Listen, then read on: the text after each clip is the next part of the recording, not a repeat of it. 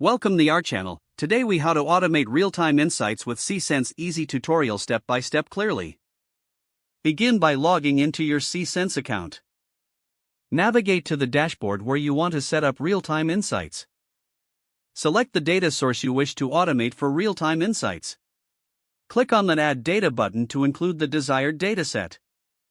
Once the dataset is loaded, locate the real-time option in the menu.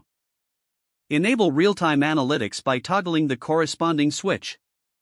Now, choose your preferred visualization for displaying insights. Drag and drop the necessary fields from your dataset onto the canvas.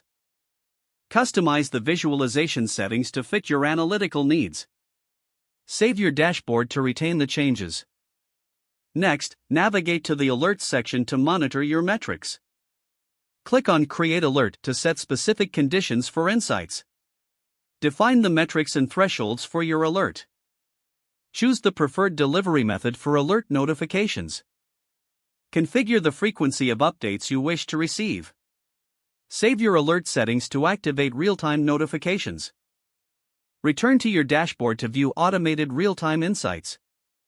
Explore the visualizations you created to analyze data trends.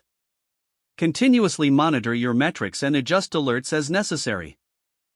This setup will help streamline your data analysis process. Utilizing Sisense real-time capabilities enables informed decision-making. Enjoy enhanced visibility over your data-driven operations. If the page does not load, refresh the browser or try again in a private or incognito window. Make sure you are using the correct email address, then retype it carefully to avoid small typos. If your password is not accepted, use the reset option and create a new strong password you can remember. Check your spam folder for verification or security emails, then complete any requested confirmation steps. Enable two-factor authentication if available to improve account security and reduce unauthorized access risk. After signing in, review your profile details so your contact information and settings are accurate and current.